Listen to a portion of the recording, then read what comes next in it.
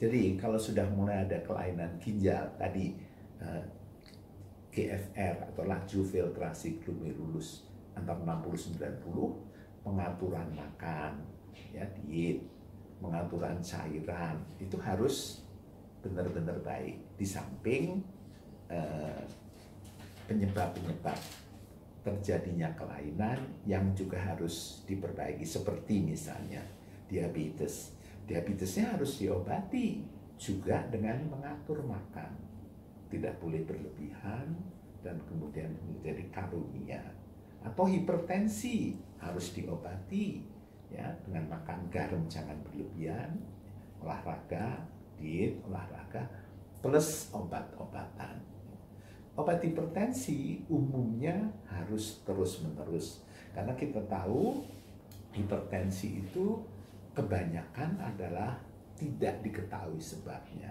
Esensial, hipertensi esensial, sebabnya tidak tahu. Ya. Yang diketahui sebabnya hanya sedikit.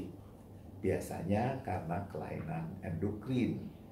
Kalau karena kelainan endokrin, misalnya pheochromocytoma atau Conn syndrome, ya kita bisa kalau pheochromocytoma tensinya diobati susah, biasanya ada kelainan pada anak ginjal, operasi.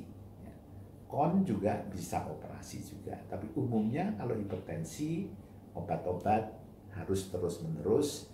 Zaman sekarang obatnya banyak macam-macam, ya, supaya menjaga tensinya tetap normal.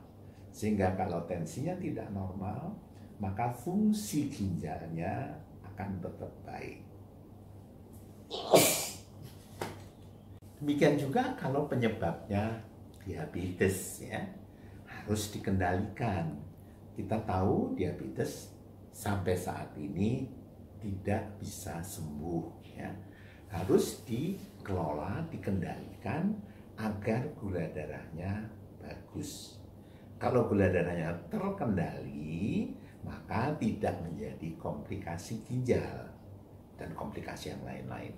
Tetapi kalau gulanya tetap tinggi, maka terjadi lama-lama komplikasi ginjal.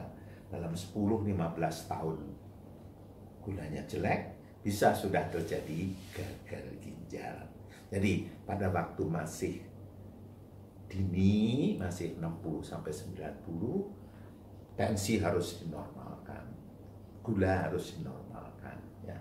Jadi gemuk, ya, gemuk itu adalah dasar dari kelainan-kelainan metabolik yang lain, diabetes, hipertensi. Jadi gemuk juga harus dibetulkan, ya.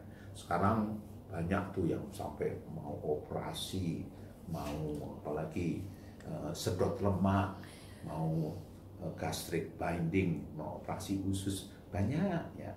Tapi mestinya tidak harus seperti itu. Dengan menjaga pola makan dan pola hidup yang baik, tidak perlu tindakan macam-macam yang walaupun bisa dikerjakan, ya, tetapi kalau berlebihan sekali gemuknya, yang banyak hasilnya juga tidak baik, ya. Di RSTM kan ada yang atau di koran tuh yang sampai nggak bisa keluar, gemuk nggak bisa keluar apa namanya rumah, digotong dan sebagainya. Operasi hasilnya tidak mengembirakan. Jadi pencegahan untuk supaya diabetesnya tidak berkelanjutan sejak fungsi ginjalnya masih rendah, fungsi ginjalnya masih bagus 60-90. Cukup pencegahannya dengan berbagai penyebab yang ada, ya. Jadi penyebabnya diperbaiki, maka fungsi ginjalnya masih akan tetap seperti itu, nggak perlu macam-macam. Nah, kalau sudah lebih turun lagi 30-60, kita mesti sudah membatasi cairan. Nggak boleh, kan orang kadang-kadang ngomong minum harus banyak supaya ginjalnya bagus. Betul, kalau fungsi ginjalnya bagus, minum banyak, ada batu bisa keluar. Betul itu. Tapi kalau fungsi ginjalnya sudah berlebihan, sudah menurun, tadi katakanlah 30-60, minum kalau kebanyakan ya tidak bisa dibuang dengan baik, jadi bisa bengkak. Atau kalau terlalu sedikit juga nggak baik, fungsi ginjalnya akan makin turun. Jadi kalau sudah kelainan ginjalnya udah sedang 30-60, pengaturan air, ya, pengaturan makan, termasuk protein tidak boleh berlebihan lagi. Ya. Kan orang kalau masih ini sekarang makan gratis untuk anak-anak tumbuh, protein harus tinggi. Ya. Jadi dari zaman dulu kalau misalnya sakit, protein harus tinggi, betul. Tapi kalau ginjalnya sudah rusak, kalau protein terlalu banyak, maka protein itu akan juga memberikan kelainan yang menurunkan fungsi ginjal. Jadi kalau terlalu banyak kan ginjalnya harus diberi beban untuk mengatur mengeluarkan protein dengan baik. Jadi kalau fungsi laju filtrasi glomerulusnya sudah antara 30-60, kita harus tadi memperbaiki, membatasi jumlah minum, kira-kira antara 1-2 liter deh ya. Lalu kemudian protein juga harus dikurangi. Jadi kita biasanya memberikan 0,8 per kilogram berat badan ideal ya.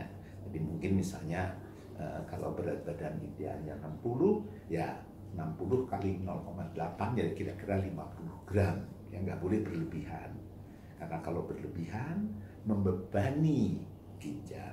Ya. Nah, kemudian sudah mulai bisa dikasih obat-obat untuk membantu atau mencegah atau ya membantu supaya tidak lebih buruk. Ya.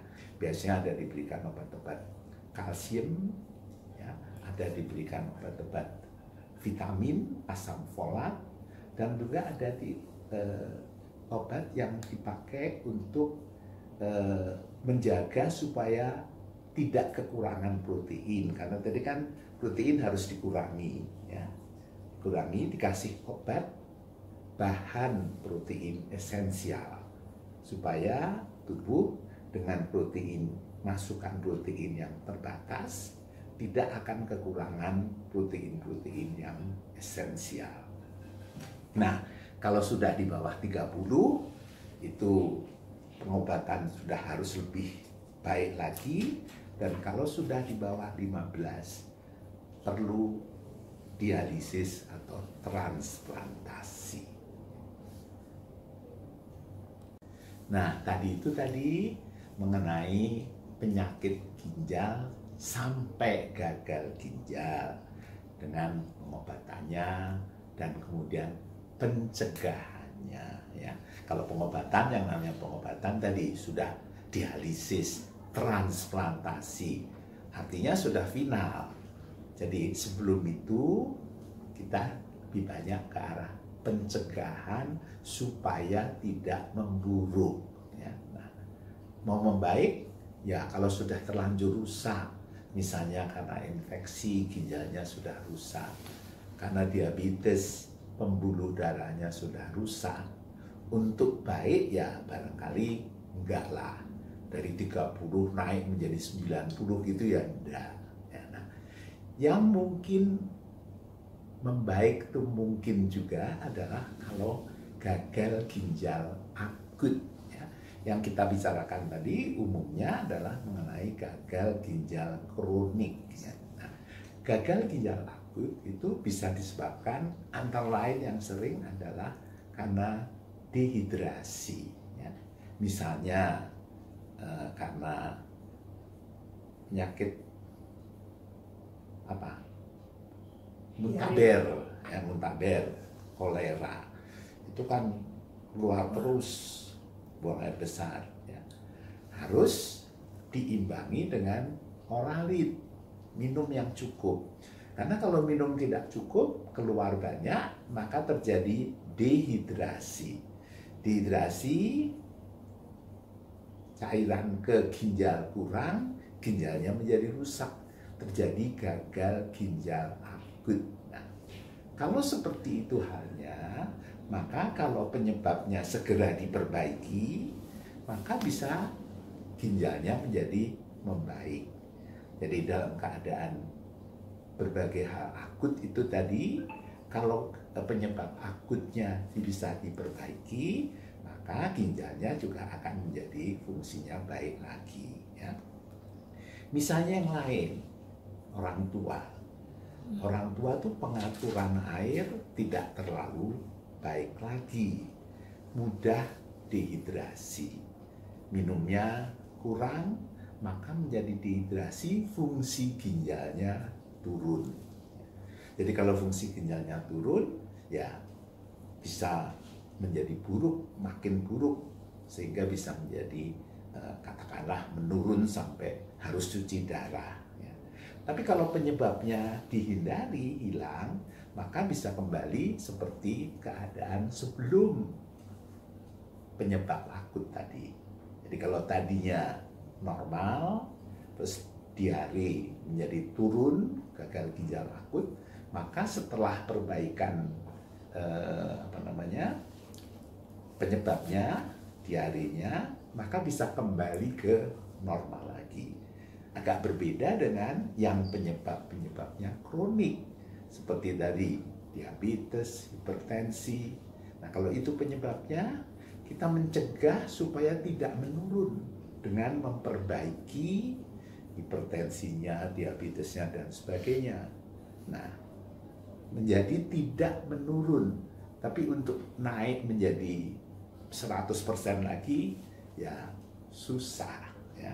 Jadi untuk keadaan-keadaan yang kronik, pencegahannya agar tidak memburuk, ya, dengan memperbaiki, menjaga supaya penyebab-penyebab kroniknya, dalam hal ini yang sering adalah diabetes, hipertensi, kegemukan, kemudian dislipidemia, itu harus dicegah atau tetap dijaga agar tetap normal, supaya tidak terjadi penurunan fungsi ginjal. Saya kira ya itu berbagai hal yang barangkali perlu diketahui ataupun dimengerti oleh masyarakat, sehingga pencegahan ataupun pengelolaan penyakit gagal ginjal menjadi lebih rasional. Terima kasih. Jadi